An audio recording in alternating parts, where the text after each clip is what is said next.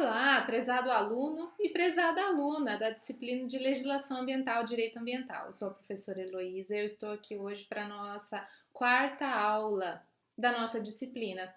O conteúdo da nossa aula hoje será a Lei 12.651 de 2012, a lei que trata sobre o Código Florestal Brasileiro. Então vamos começar?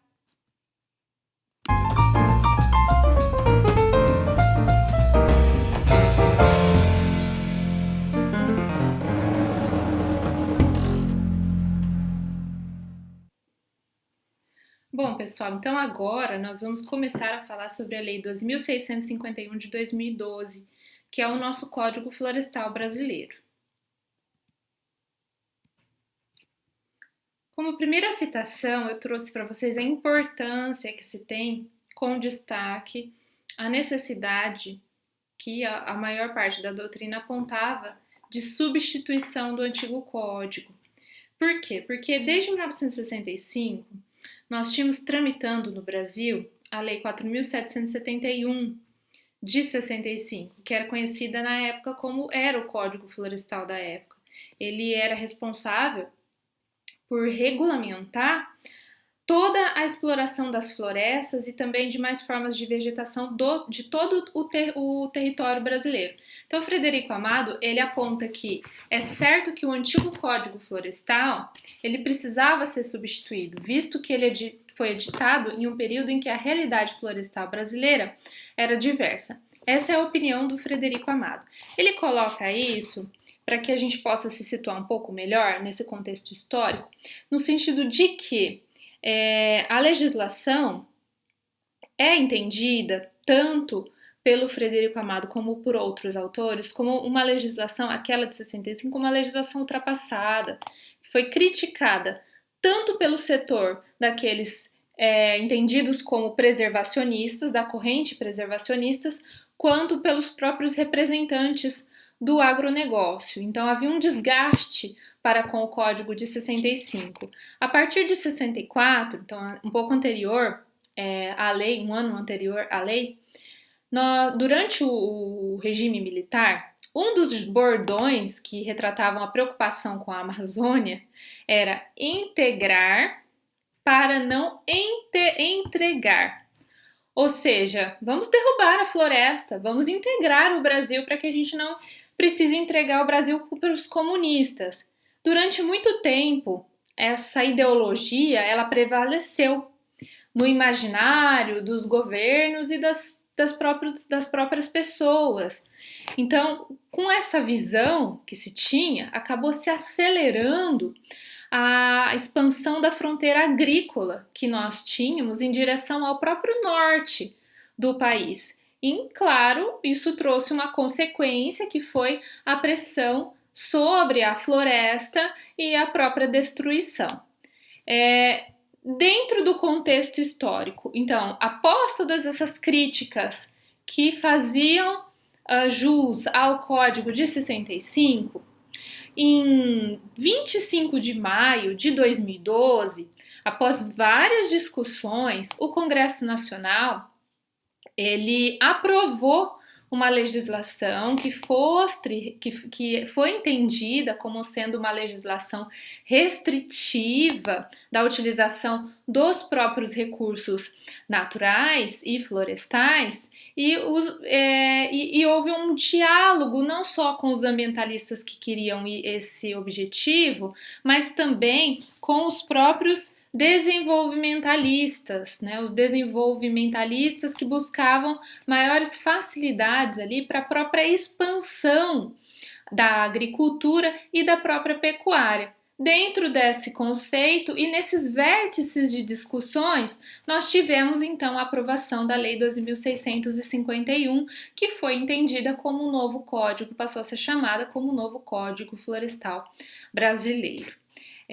A exemplo da legislação anterior, de 65, que nós já tínhamos, o novo código ele vai tratar sobre vários pontos. Ele fala sobre a pequena propriedade rural, ele fala sobre as áreas de preservação permanente, ele fala sobre a reserva legal e também ele fala sobre a Amazônia legal.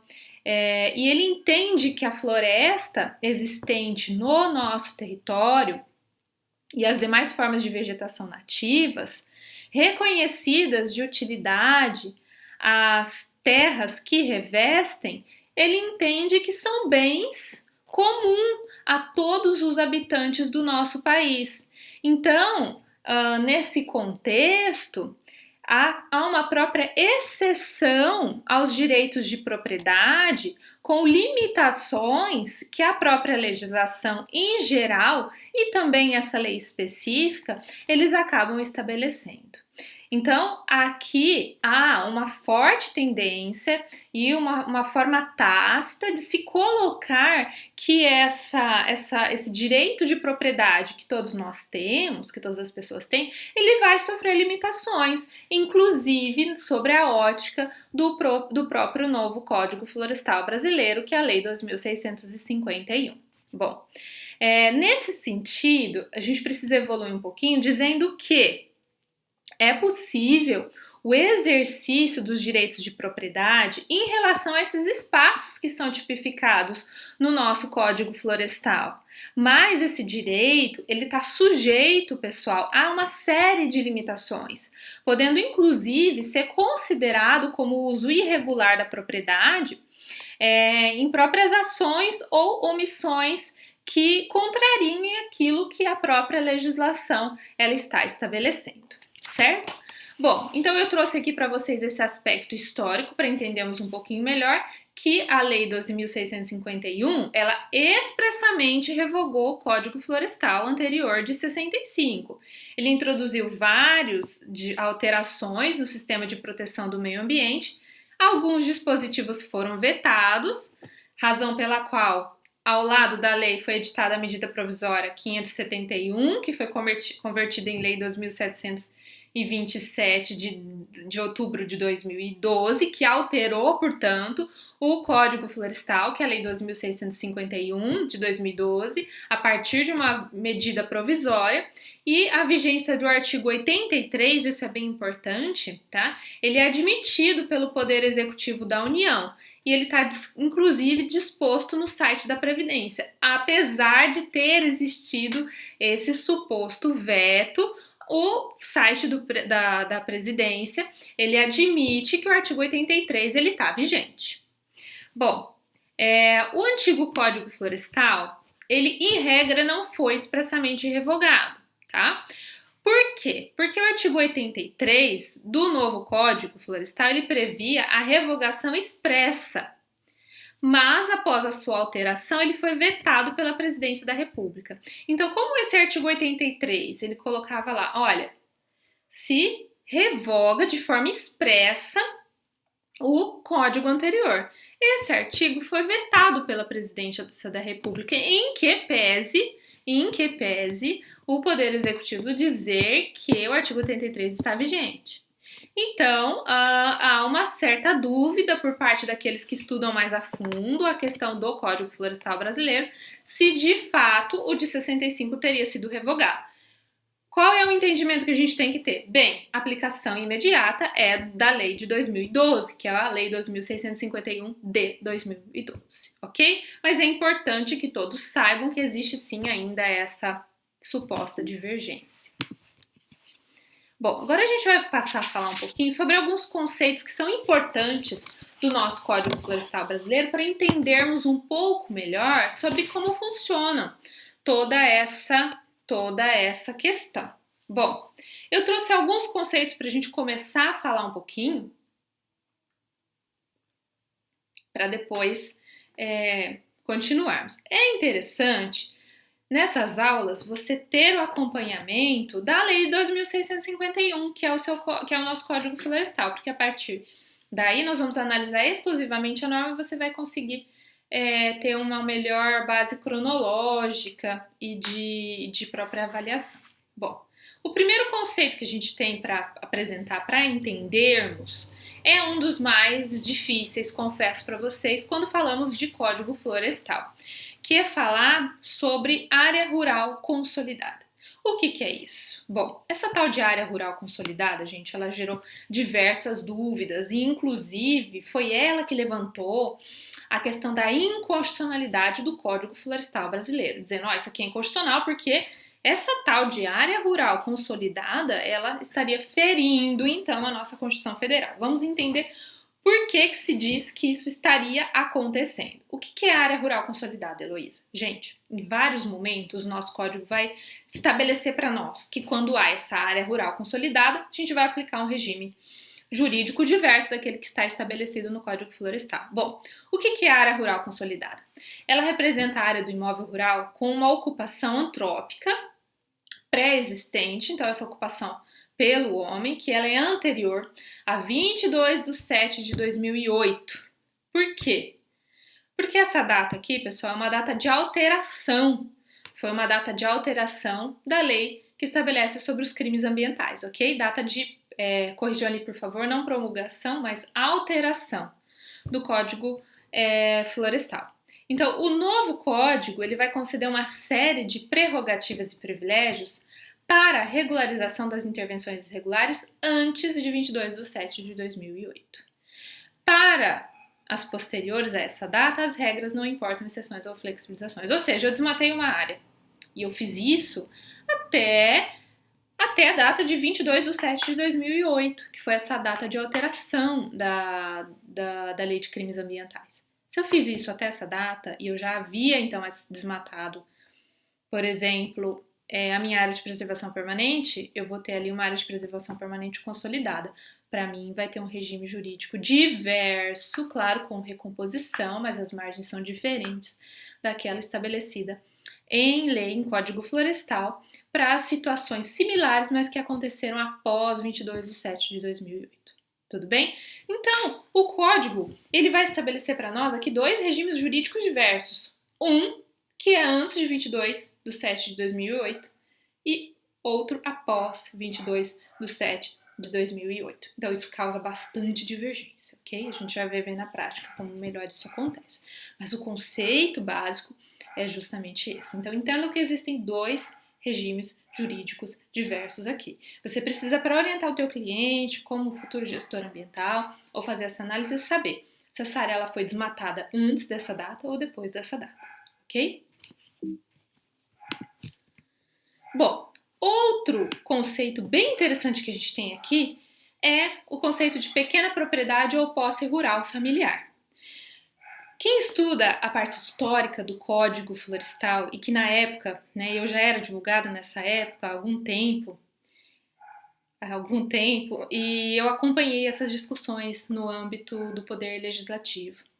E para aprovar o Código Florestal de 2012, o maior argumento dos congressistas era: nós precisamos conceder novas formas de acesso, melhor acesso e condições para pequena propriedade ou posse rural familiar. Ele foi construído, a ideia do novo Código Florestal, em cima dessa pequena propriedade ou posse rural familiar, ok? Em uma análise mais profunda, a gente vê que não é bem assim.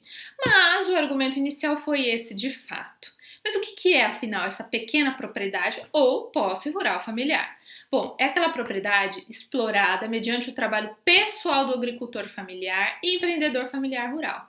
Ele tem que atender aos requisitos que estão dispostos numa outra lei, e especificamente lá no artigo 3º da Lei 11.326 de 2006. Então, o objetivo inicial é aquele que trabalha dentro da sua propriedade, ele e a sua família. Esse seria a pequena propriedade ou posse rural familiar, ok? Então, nós estamos falando daquele pequeno agricultor, estamos falando daquele pequeno produtor que trabalha ele, sua família, alguns empregados, mas que eles estão ali como desempenhando aquele serviço de forma muito direta. Outro conceito que a gente tem importante aqui para falar é sobre o cadastro ambiental rural. Isso é uma novidade do nosso Código Florestal, muito importante, mas que já mostra aqui que o governo brasileiro não tinha a menor ideia do que era uma área abandonada, do que era de quais são as áreas que de fato têm proprietários no nosso país. Então ele joga o cadastro ambiental rural, que é uma boa ideia, né, para que todos aqueles que tenham propriedades imóveis rurais no Brasil que façam ali esse registro, ok? Pessoal, só corrijam aqui, olha, o Brasil aqui ficou com B minúsculo, tudo bem? Então corrijam, por favor, por gentileza. Que esse slide aqui eu não consigo mais alterar, eu não sei o que aconteceu. Depois que ele passou por uma edição, eu não consigo mais alterar esses meus slides, então eu peço desculpas para vocês. Bom, então o que é o CAR? É por meio do CAR que todas as informações sobre os imóveis rurais do Brasil são registradas, inclusive a localização da área de preservação permanente e a reserva legal. Então, aqui no CAR vão estar dispostas todas as informações sobre aquela propriedade, certo? Nós já vamos falar um pouquinho melhor sobre ele. Outro conceito importante, quando nós falamos de uso alternativo do solo, o que é o uso alternativo do solo?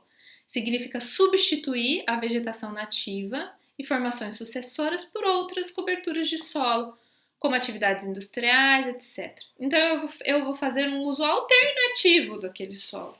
Eu não vou ter aquela vegetação inicial que eu tinha, certo?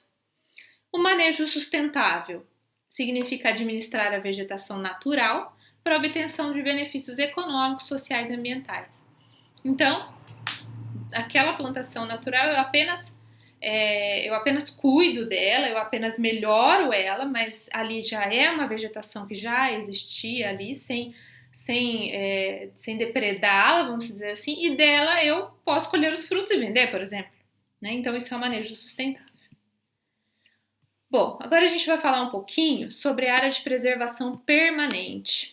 A área de preservação permanente que está lá no nosso artigo 3º do nosso Código Florestal, que passa a estabelecer para nós o que é ali uma área de preservação permanente, ok? Então eu vou pedir para que você, com o seu livro, você acompanhe ali comigo, que nós vamos começar a falar então sobre essa área de preservação permanente, certo? Então é a nossa APP. Bom, o que é a nossa APP? O que é uma APP, Heloísa? Se vocês observarem ali o artigo 13, ele vai estabelecer, são vários incisos que nós vamos ter disciplinando ali quais são os tipos de área de preservação permanente. Na verdade, são vários. Nós temos 11 espécies que estão descritas no artigo 4º do nosso Código Florestal. Então, a gente vai falar apenas de algumas, certo? Existem as APPs, isso é importante dizer para vocês, tá? As APPs, nós vamos falar das APPs por força de lei, primeiramente, que são essas 11 espécies. Mas o que é a APP? Gente, o objetivo principal da APP, quando o legislador a instituiu, é que ali você não mexa. Por quê? Ela é uma APP, essa por força de lei, simplesmente pelo fato dela estar, por exemplo, às margens de um rio. Simplesmente porque ele tem uma lagoa, já é uma APP. Simplesmente porque ele tem uma nascente. Simplesmente porque ali tem um declive, uma chapada, uma vereda, um mangue.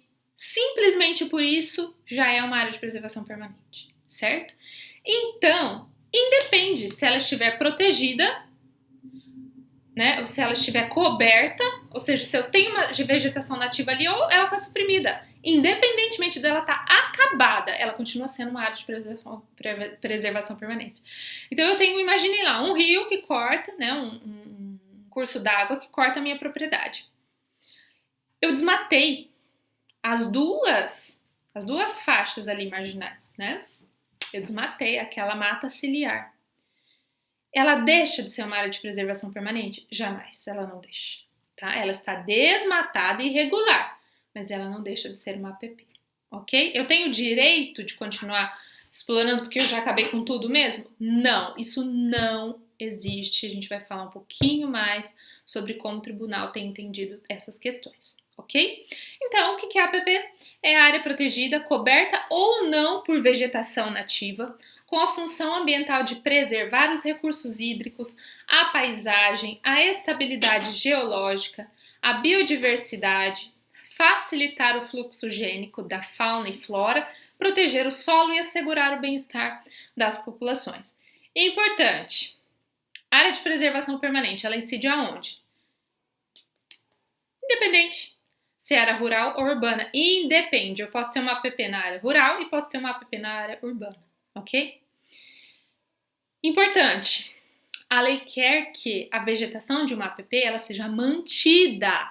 Pela importância que ela tem, ela precisa ser mantida. Caso a APP ela tenha sido suprimida, observando aquele regime jurídico, né?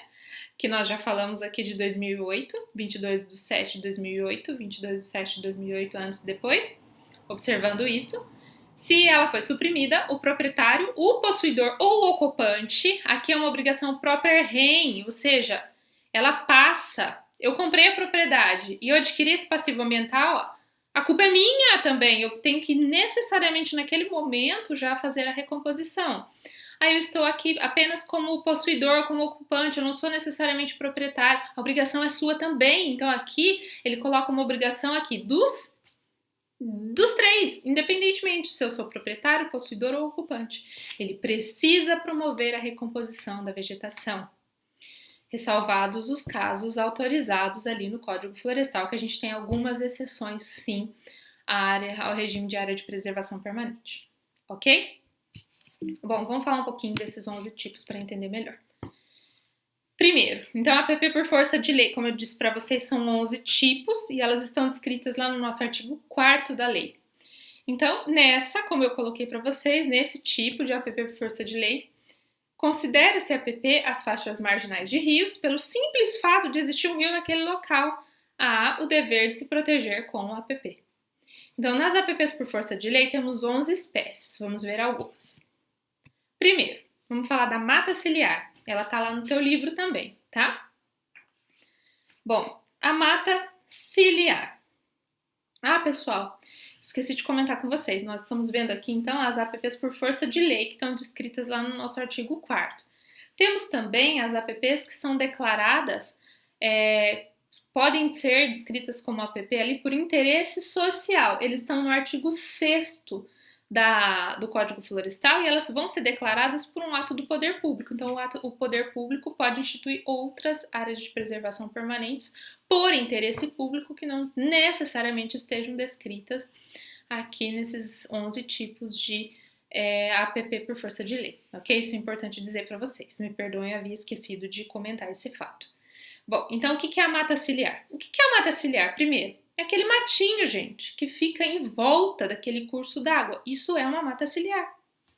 Ele serve como uma espécie de cílios para proteger aquele curso d'água de assoreamento, enfim, é importantíssimo. Então, são consideradas as áreas de preservação permanente as faixas marginais de qualquer curso d'água natural, desde a borda da calha do leito regular, em largura mínima de 30 metros para cursos de água de menos de 10 metros de largura, 50 metros, então 30 metros de cada lado. Tá? Se o curso d'água, o rio, ele tem menos de 10 metros, eu vou ter 30 e 30 de cada lado de mata ciliar. Nós já vamos para o desenho. 50 metros, se for de 10 a 50 metros. 100 metros, se o curso d'água estiver entre 50 e 200. 200, se ele estiver entre 200 e 600. E 500 metros para aqueles que são superiores a 600 metros de cada lado, certo? Aqui está o nosso exemplo. Então, olha lá que interessante. Então, aqui eu tenho um curso d'água, eu tenho a nascente e o curso d'água. Então, aqui eu vou ter, olha lá, a largura do rio, percebam? Então, ele é menor do que 10 metros. Então, eu vou ter uma mata ciliar de 30 metros de cada lado. Ele tem entre 10 e 50 metros. Então, ela vai ser de 50 metros a mata ciliar de cada lado. Então, vocês podem ver em verde, ele seria aquela vegetação que eu vou deixar nativa. É a minha mata ciliar, é a minha área de preservação permanente. Por quê? Porque ali tem um rio. É uma APP por força de lei. Tudo bem?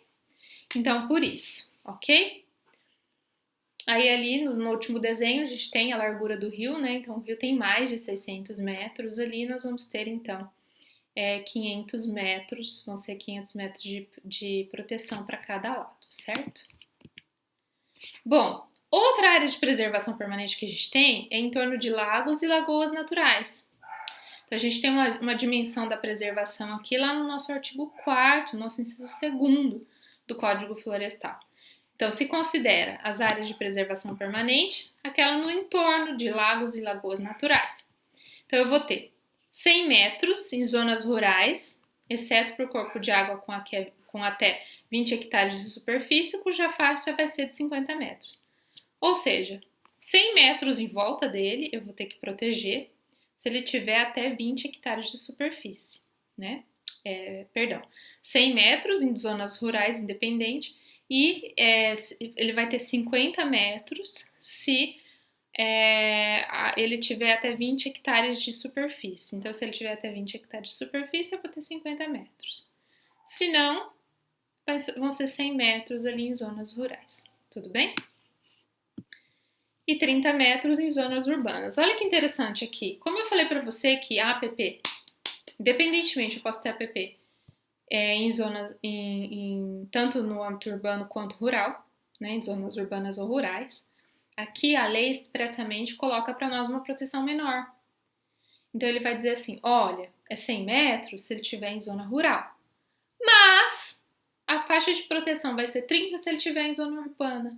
Então ele está lá no parque da cidade, né? Ele está no meio da cidade. Então a proteção desse lagos e lagoas naturais vão ser de 30 metros. Bom, importante dizer aqui outro assunto bem interessante. É dispensado o estabelecimento das faixas de área de preservação permanente no entorno das acumulações naturais ou artificiais, naturais, ou artificiais de água com superfície inferior a 1 hectare. Então ele tem, o que eu posso dizer nesse momento, né, sobre isso? Ele tem menos de 1 hectare, esse lago, lagoa natural, está dispensado, tá? Ter essa proteção.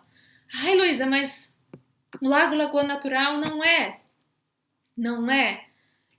uma área de preservação permanente? Sim, só que ele coloca lá as acumulações naturais ou artificiais. Então, são acumulações que ele coloca. Então, são pequenos, porque é inferior a 1 hectare.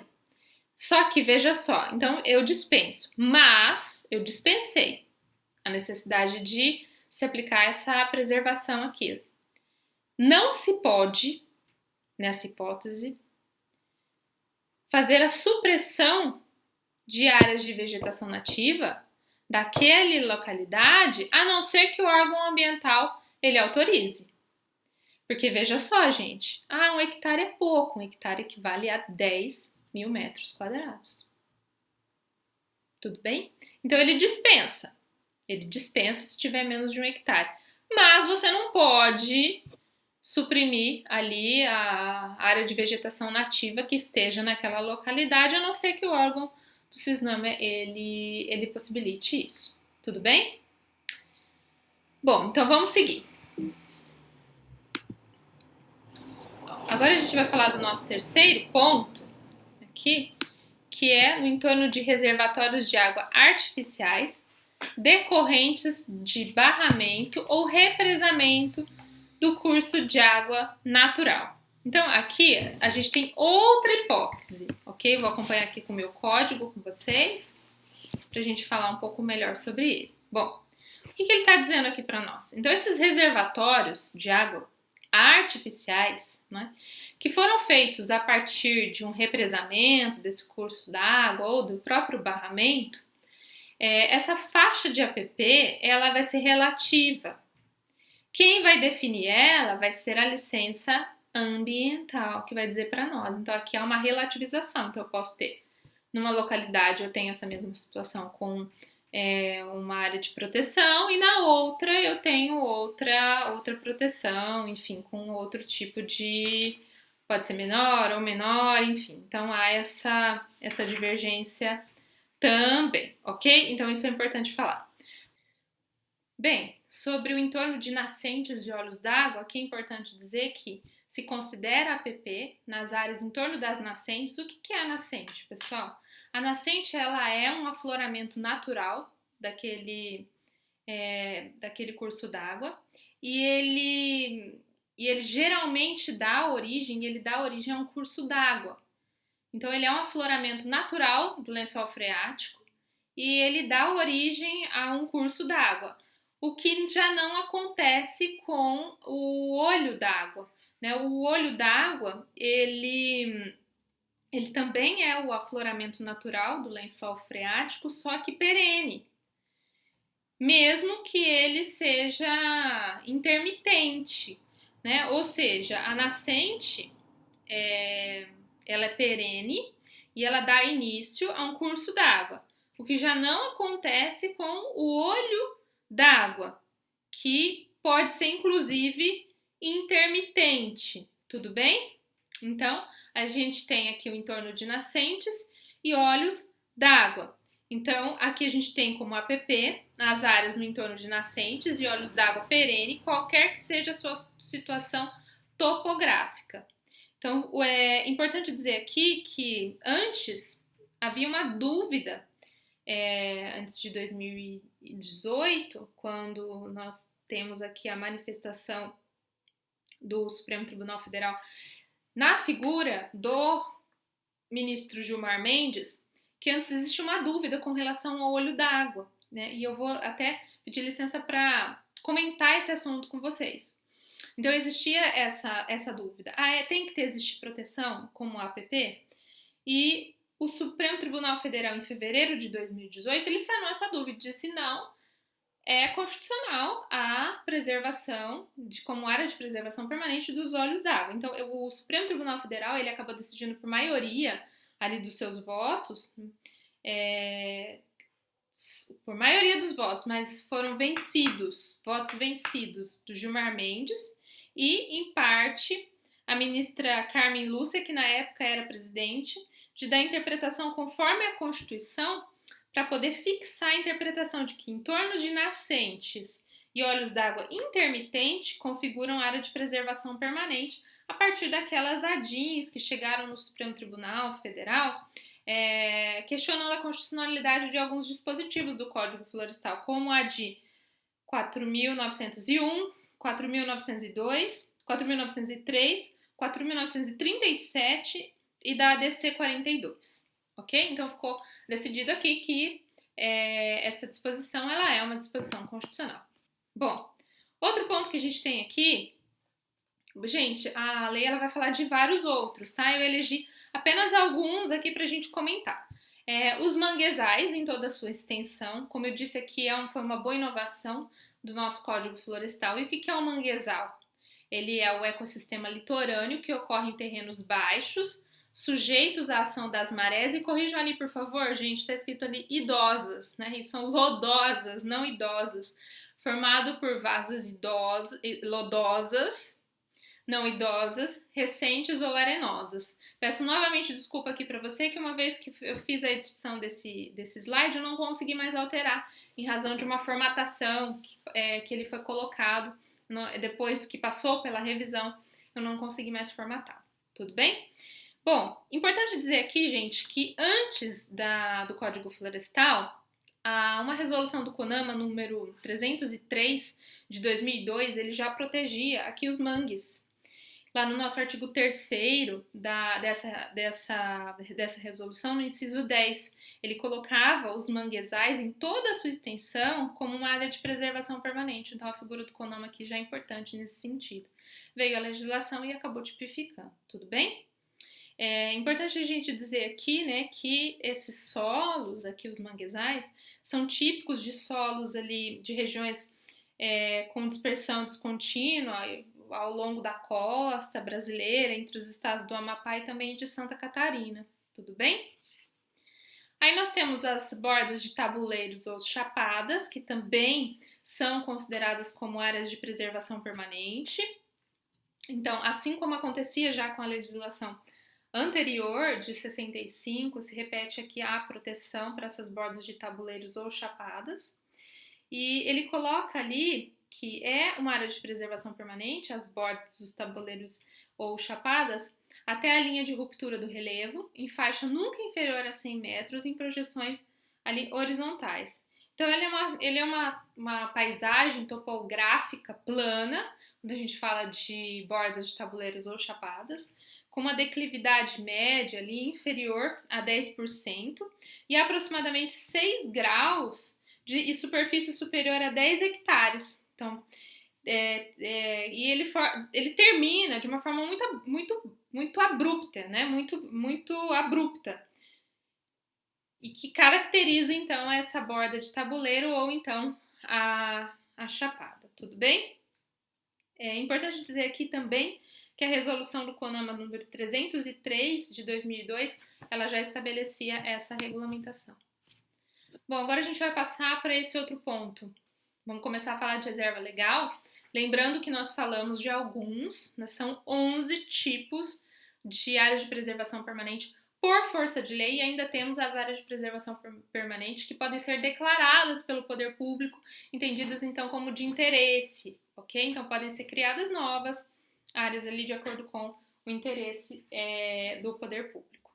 Bom, agora a gente vai falar um pouquinho sobre o Código Florestal, no sentido de diferenciar a área de preservação permanente e a reserva legal. Então, esse quadrinho que vocês têm aqui, veja que interessante, ele vai caracterizar justamente isso. O que é a preservação e o que é a conservação. O que a gente quer com a área de preservação permanente e o que a gente quer com a reserva legal. No primeiro quadrinho ali da nossa esquerda, nós temos ali uma cerca, algumas árvores, dizendo entrada proibida. Então aqui se quer o que tem uma preservação. Então a proteção sem interferência humana, a natureza que seria intocável. Já no segundo, na conservação, nós temos uma pessoa, nós temos uma casa ao fundo, nós não temos tanta vegetação nativa, tantas árvores, e nós temos ali uma espécie de algum tipo de plantação. Então aqui a gente tem a conservação. Aqui nós temos a proteção com o uso racional da natureza e o manejo sustentável. É isso que a gente quer quando fala de APP, quando fala de reserva legal. Na APP nós não queremos que se mexa. Nós não queremos que ela se perca. Agora na reserva legal é uma área que também quer se proteger, para não se extinguir toda aquela vegetação, mas que é possível que você tenha uma interação com ela. Mas o que é a reserva legal? A reserva legal está lá no nosso artigo 3º, a APP no artigo 4º e a reserva legal no artigo 3º. Então a gente tem lá a reserva legal. Ela está conceituada no artigo 3º e considera-se reserva legal a área localizada no interior de uma propriedade ou posse rural, delimitada nos termos da Lei 2.651 de 2012, com a função de assegurar o uso econômico de modo sustentável. Gente, olha, isso aqui é importante. Assegurar o uso econômico de modo sustentável dos recursos naturais do imóvel rural, auxiliando a conservação e a reabilitação dos processos ecológicos e promover a conservação da biodiversidade, bem como o abrigo e a proteção da fauna silvestre e flora nativa. Ele coloca aqui a necessidade de proteção. O que a gente destaca, além disso? Outro ponto importante é esse aqui. Ele diz imóvel rural. Eu só tenho área de preservação permanente em imóvel rural. Eu só tenho reserva legal em imóvel rural. Eu não tenho reserva legal em imóvel urbano. Isso é importante dizer, certo? Bom, eu trouxe para vocês aqui um vídeo que vocês conseguem baixar a partir do YouTube, que ele coloca para nós esse uso econômico da reserva legal e a legislação sobre a área de preservação permanente. Então é um vídeo para você assistir em casa para ilustrar um pouco melhor isso que nós acabamos de falar até aqui, ok? Bom, mas vamos continuar então falando sobre a reserva legal. E aqui, nesses padrões para a reserva legal, nós vamos ter então alguns percentuais. Então veja só, ele diz assim, a reserva legal, que é essa área que eu quero proteger, mas não significa que lá eu não posso entrar, que eu não posso fazer o uso, o manejo sustentável, não é isso. Eu posso interar com aquela área, só que o objetivo que se quer ali é justamente proteger. Então, eu vou ter quais são os percentuais. Então, se você tiver uma propriedade urbana que esteja localizada em florestas, você precisa ter 80% de índice para reserva legal. Então, 80% da tua propriedade, se você estiver situado em regiões de floresta, né, na Amazônia Legal, 80% precisa ser preservado, precisa ser reserva legal. Se você estiver ainda na Amazônia Legal, em regiões de cerrado, do 100% da tua propriedade, você precisa deixar 35% para reserva legal. Fora aqui, tá, gente? Área de preservação permanente. Então, se tiver um rio cortando lá na sua propriedade uma das 11 espécies de área de preservação permanente ou instituída pelo poder público, isso não é cumulativo. Então, você vai ter a área de preservação permanente e a reserva legal. A gente já vai ver o que a gente pode fazer com relação a essa situação na reserva legal. Tudo bem? Então, 35% e se ainda estiver na Amazônia Legal. Mas, em Campos Gerais, 20% desse imóvel eu preciso ter a título de reserva legal. Ah, Heloísa, mas eu não tô na Amazônia Legal. Não tô numa região de Amazônia Legal. Tudo bem, nas demais regiões do país é 20% de reserva legal. Esse é o índice, ok? Então, você comprou uma propriedade aqui no Rio Grande do Sul, no Paraná, em São Paulo. Qual que vai ser? Propriedade rural.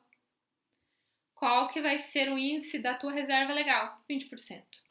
Tudo bem, gente? Bom, aí a gente falou então sobre reserva legal.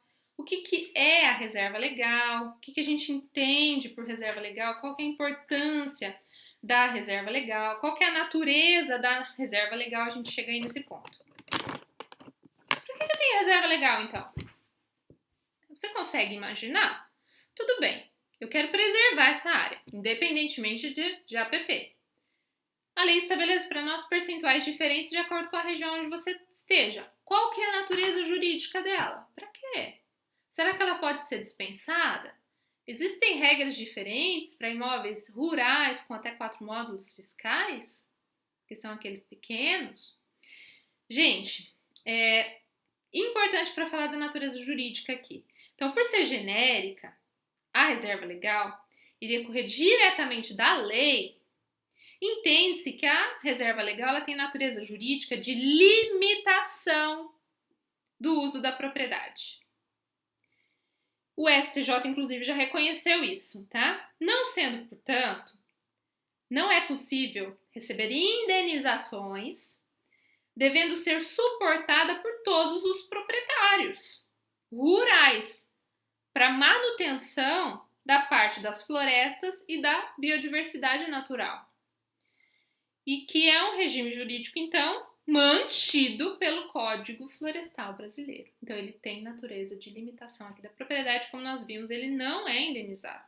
Ah, mas eu comprei uma propriedade que fica na Amazônia Legal, em regiões de floresta, eu tenho que deixar 80% da minha propriedade como reserva legal? Tem. Não indenizável ou não indenizável? Tudo bem? Esse é o objetivo da lei.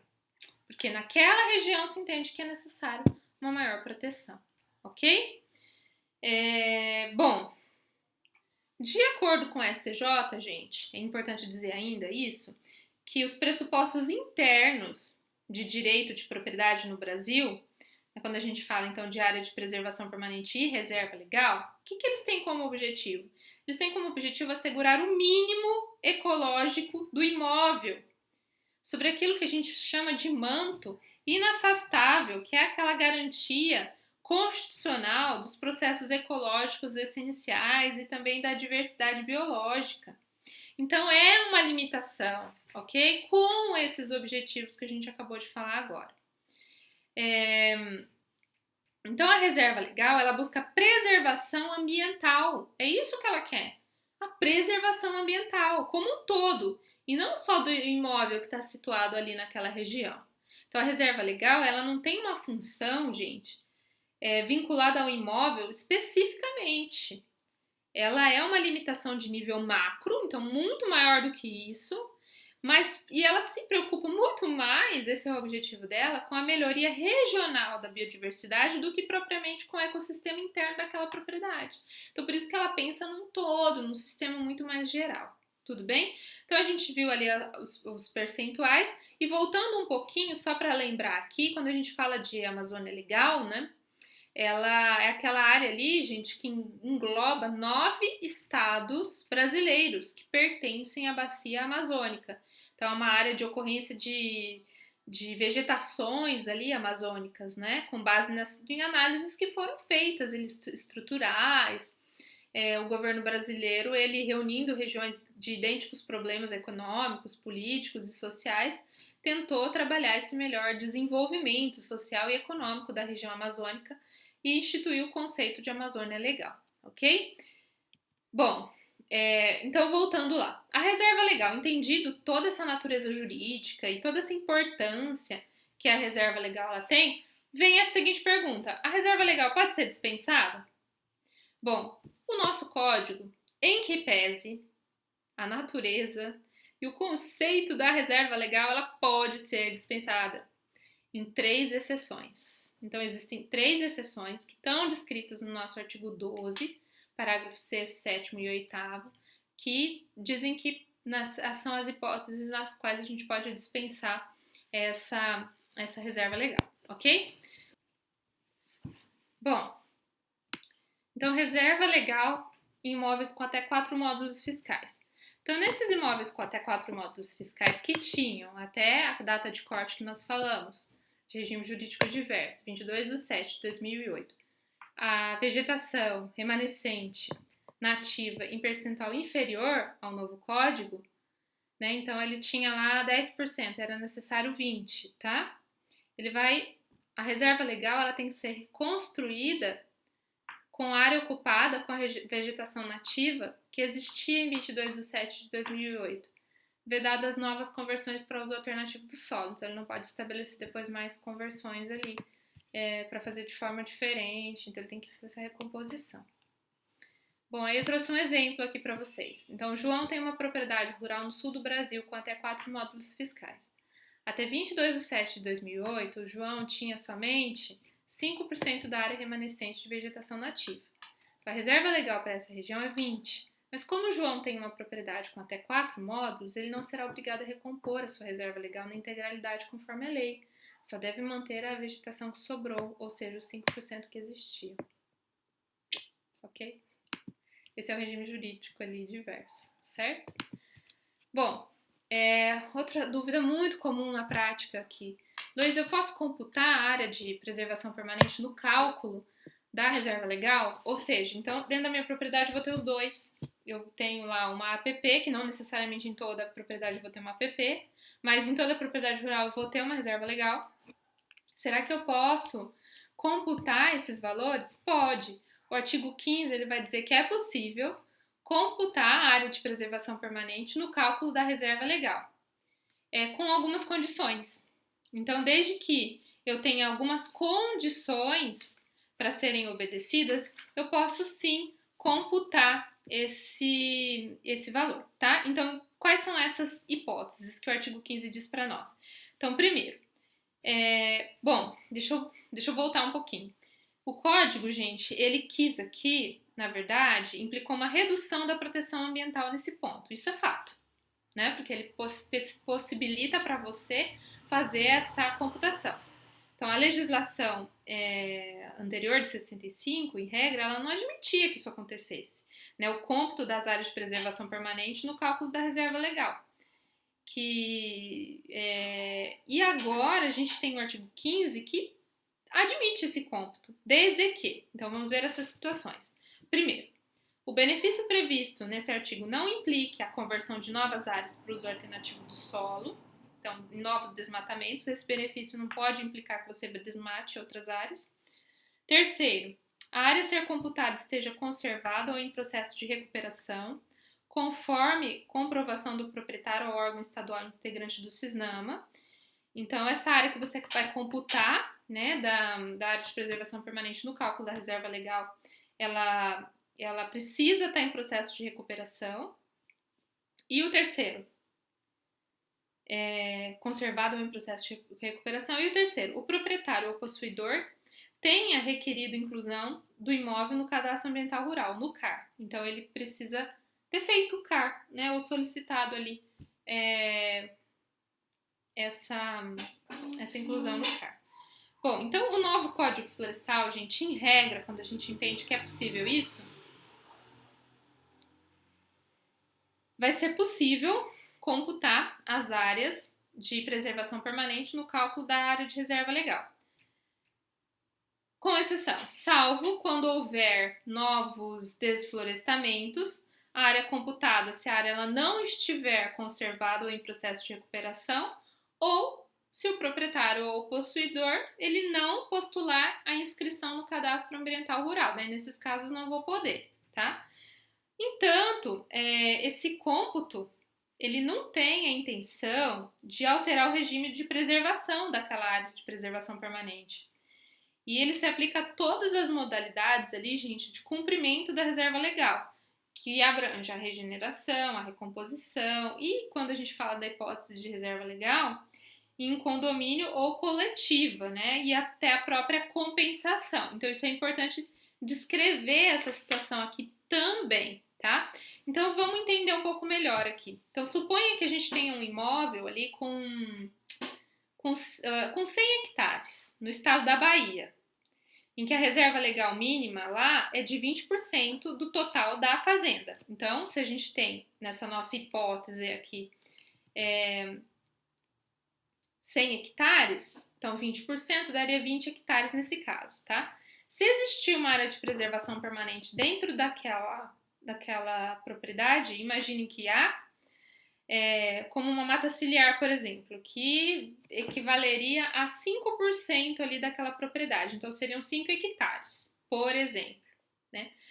E se todas as exigências do artigo 15º elas forem cumpridas, é possível fazer esse cômputo da APP, que é 5, que daria 5% da propriedade, no cálculo da reserva legal. Então, de modo que essa propriedade, né, rural, nós teríamos apenas 20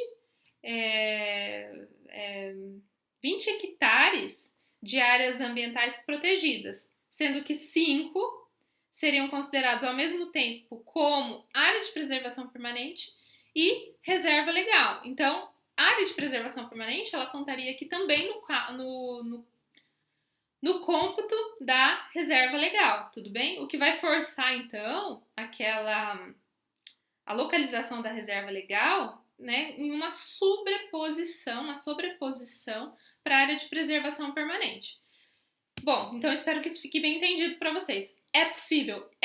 Primeiro, preciso obedecer os requisitos do artigo 15, mas eu posso computar a área de preservação permanente no cálculo da reserva legal. Tudo bem? É uma forma de não onerar, né, aquela propriedade que vai ter os dois, por exemplo. Mas lembrando que são duas espécies de proteção diferentes. Então, essa inovação que a gente tem do Código Florestal, que acabou incluindo um parágrafo 4º no artigo 15º, que é importante você ler, ele torna possível que na Amazônia Legal, nas áreas de floresta, que esse cômputo ali de área de preservação permanente na reserva legal acabe implicando na conversão de novas áreas para uso alternativo do solo, que são novos desmatamentos quando a gente fala de uso alternativo do solo, né? Desde que as áreas de preservação permanentes, conservadas ou em processo de recuperação, que sejam então somadas às demais florestas e outras formas de vegetação nativa existentes naquele imóvel, ultrapasse 80% do imóvel rural amazônico. Então, nessa hipótese, a gente tem uma exceção que está nesse parágrafo 4º que eu falei para vocês, quando a gente fala da Amazônia Legal aqui. Então, ele passou de 80%. Eu vou ter muito mais do que isso. Aí há essa possibilidade aqui que acaba implicando em novos desmatamentos, né? Bom, por fim, a gente precisa dizer que se admite aqui a instituição da reserva legal, gente, em regime de condomínio, que é esse próximo tópico que a gente vai falar aqui. Olha que legal, eu tenho aqui para vocês um quadrinho, ele diz assim. Aqui, pronto, sumiu. Um deles diz, oi, né, eu tenho 5% de reserva legal. 5%. Imagine que nessa situação a gente precisa ter 20%. Então ele está ilegal. E o outro diz, eu não tenho reserva legal. Então eles acabam adquirindo uma outra propriedade na forma de condomínio para que ele tenha então a reserva legal. Gente, tem muita gente ganhando dinheiro com isso, tá? Não só nas hipóteses de condomínio, como nas hipóteses de servidão. E eu vou ver se dá tempo da gente comentar um pouquinho sobre ela. Então, aqui a gente tem a possibilidade da reserva legal em regime de condomínio ou que a gente chama de coletiva, né? Desde que se respeite esses percentuais mínimos, não sendo mais exigida, para esses casos, a aprovação do órgão ambiental competente com o advento da Lei 2727 de 2012, que passou a alterar, então, lá no finalzinho do ano de 2012, alguns dispositivos do Código Florestal. Então, o que é, Heloísa, essa reserva legal em regime de condomínio, né? Vamos falar um pouquinho sobre ela. Enquanto permanecer num estado ali de indivisão, destinado a compensar, né, essa reserva legal de outros imóveis, em que cada um dos condôminos assume uma parcela de direitos e deveres sobre a fração ideal, então, quanto eles não dividirem, certo? E dentre as atribuições que eles vão ter quando se faz essa reserva legal em regime de condomínio, a gente tem aqui a averbação das limitações de uso e também de gozo da propriedade dos recursos ambientais da proteção dele, para assegurar que realmente ali é uma reserva legal, né? Então, já aquilo que a gente chama de reserva legal coletiva, a gente eu falei primeiro da reserva legal em regime de condomínio, que é quando você não tem quando ainda se permanece no estado de indivisão, para que você possa compensar a reserva legal de outros imóveis, cada condômino vai assumir ali uma obrigação, né, referente a essa parcela sua de direitos e deveres ali. Agora, já a reserva legal coletiva, não em condomínio, agora que é coletiva, né, é uma área em condomínio que se tem, né, com a cobertura vegetal nativa, ou que situada em áreas ali que sejam prioritárias para a conservação da biodiversidade, ela pode estar em recuperação, cujos condôminos ali, ou condômino, se origina da necessidade de compensação de reservas legais de outros imóveis rurais. Então, a gente tem essas duas formas, quando a gente fala da reserva legal em regime de condomínio e da reserva legal coletiva, tudo bem? Bom, mas é possível, sim. Tem muita gente fazendo isso, muita gente, né? Muita gente fazendo isso. Mas lembrando aqui que é necessário, pessoal, essa averbação para que de fato se constitua essa reserva legal, ok? Bom, agora a gente fala um pouquinho sobre a recomposição da reserva legal que foi desmatada após 22/7/2008, que é isso que a gente fala de área rural consolidada. Então, o que a gente tem aqui nessas hipóteses? Então, para a reserva legal que foi desmatada irregularmente após a data de corte, tem que separar imediatamente as atividades na área e deve ser iniciado o processo de recomposição da reserva legal em até 2 anos, contados a partir da publicação do Código Florestal, então vem sendo em 2014. Devendo os processos serem concluídos no prazo estabelecido pelo Programa de Regularização Ambiental. Então, aqui ele se submete ao PRA, né, ao Programa de Regulamentação, Regulamentação Ambiental, de Regularização Ambiental. Bom, agora a gente vai falar um pouquinho sobre o cadastro ambiental rural, né, o registro imobiliário e a inscrição no cadastro ambiental rural, que está lá no nosso artigo 29. Gente, o Código Florestal ele é cheio de detalhes. É uma matéria incrível, uma matéria muito boa de se estudar, mas ele tem vários detalhes. Eu estou aqui com um roteiro junto com o Código Florestal ao lado para ir comentando com vocês, mas tem muita coisa para a gente falar, para relembrar aqui sobre esses tópicos. Bom, o que a gente precisa dizer? Primeiro que aqui o Código de 65, que é a Lei 4.771, né, ela previa que a reserva legal ela deveria ser sempre registrada ali no cartório de imóveis mediante uma averbação. Era isso que acontecia até então, porque a gente já tinha reserva legal no Código anterior de 65. Mas essa obrigação de se averbar no cartório de imóveis, ela foi extinta com o novo Código Florestal, tá? Então, com a propriedade, o intuito aqui acabou sendo de se instituir o dever do proprietário de registrar a reserva legal no próprio cadastro ambiental rural, no órgão ambiental que seja competente para ele, sendo vedado em regra que ele possa alterar a sua destinação nos casos de transmissão a qualquer título ou de desmembramento, salvo disposição em sentido contrário, conforme o artigo 18. Então, uma vez que eu instituí ali a reserva legal, é para ela ficar ali, tá? É para ela ficar ali. E ela vai ser informada no próprio cadastro ambiental rural, como a gente viu aqui. Então, o CAR, gente, ele vai desobrigar o proprietário de averbar essa reserva legal no cartório de registro de imóveis, sendo mais uma inovação do novo Código Florestal brasileiro que a gente tem. Bom, aqui a gente precisa dizer então que o CAR, o que é o CAR? Né? O CAR, ele é o registro público eletrônico de âmbito nacional, obrigatório para todos os imóveis rurais, com a finalidade de integrar as informações ambientais das propriedades e posses rurais, compondo base de dados para controle, monitoramento, planejamento ambiental e econômico e combate ao desmatamento. Então, esse é o objetivo do CAR. É a forma que o governo teve de dizer, olha, eu preciso saber mais sobre as propriedades no Brasil, né? E assegurar também, é um instrumento de controle aqui ao próprio desmatamento em utilização concomitante com os instrumentos de fiscalização a nível de satélites, enfim.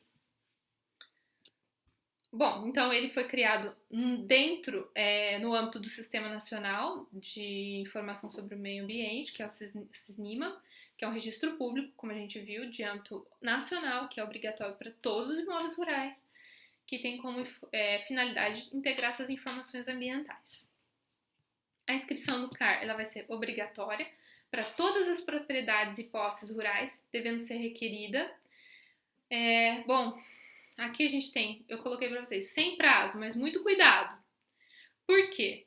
Porque os proprietários e possuidores de imóveis rurais que os inscreverem no CAR até 31 de dezembro de 2020 terão direito à adesão ao Programa de Regularização Ambiental, que trata o artigo 59 desta lei. Então, foi alterado aqui, gente, pela Lei 13.887 de 2019, tudo bem? Então, aqui esse prazo foi diversas vezes prorrogado e hoje a gente tem essa limitação de possibilidade depois de aderir ao PRA se ele não fizer essa inscrição até 31 de dezembro de 2020.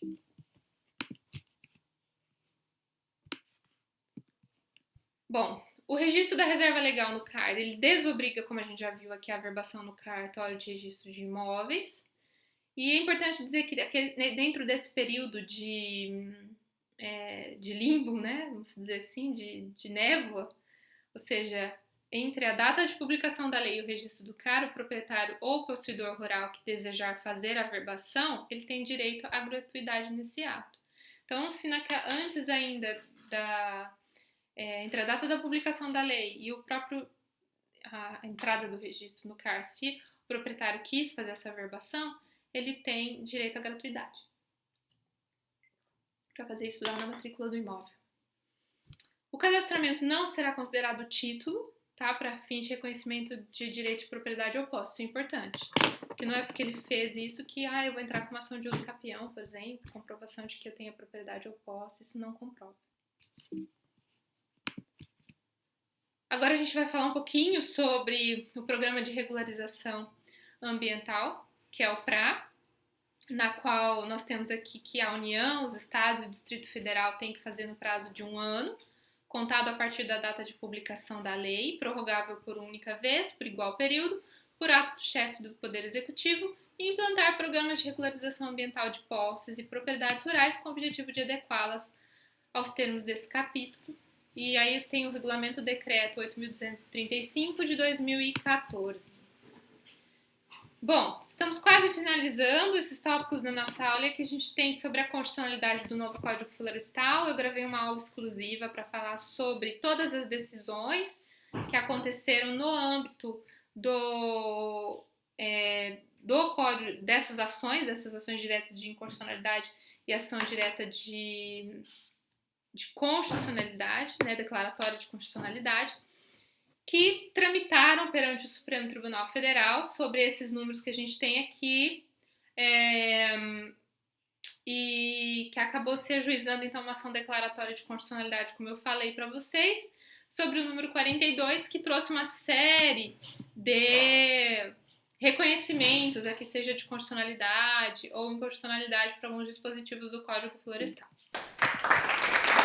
Bom, eu trouxe alguns aqui para nós, aqueles que foram considerados como inconstitucionais, daí para que você possa melhor consultar. Aqui ele falava então sobre a questão da gestão de resíduos que acabou não entrando mais como sendo um serviço de utilidade pública. A instalação necessária à realização de competições esportivas, estaduais, nacionais ou internacionais. Então aqui a gente tinha uma outra hipótese também para a mesma situação. Enfim, e aqui, nessas últimas, nós temos aqui, então, interpretação conforme. Então, aqui nós temos a inconstitucionalidade, nessas duas primeiras aqui, que se entendeu que esses dispositivos não poderiam estar. Então, esses dispositivos, eles foram vetados, foram retirados do ordenamento jurídico por reconhecer-se sua inconstitucionalidade. A interpretação conforme a Constituição se deu uma interpretação, mas no sentido de se alcançar o que a Constituição almejava, né? Ou seja, a se condicionar a intervenção excepcional em APP por interesse social, utilidade pública. Perdão, pessoal. Utilidade pública, a inexistência de alternativa técnica ou locacional à atividade proposta. Então, eu sugiro que você leia o artigo original e depois faça a leitura desses dispositivos que eu estou dizendo para vocês. E os demais, os últimos ali, os 4 últimos, foram considerados constitucionais, então não houve do que se modificar aqui. Importante a gente dizer que temos esse projeto de lei número 2.362 de 2019, que revoga o capítulo 4º, que é sobre a reserva legal, que dispõe sobre a proteção de vegetação nativa para garantir o direito constitucional de propriedade. Importantíssimo falar disso nesse ponto. Ela acabou sendo arquivada em agosto do ano passado, mas é importante que vocês saibam que houve essa tentativa, tudo bem?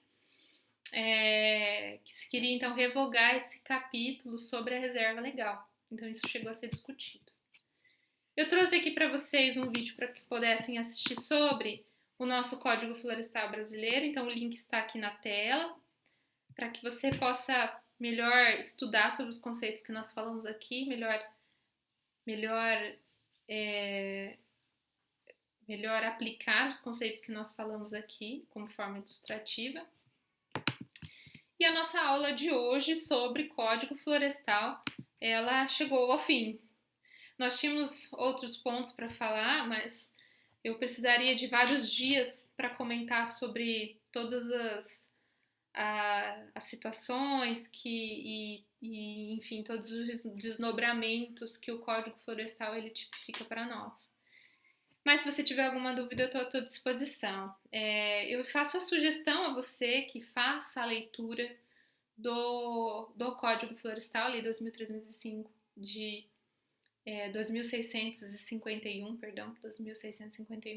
de 2012.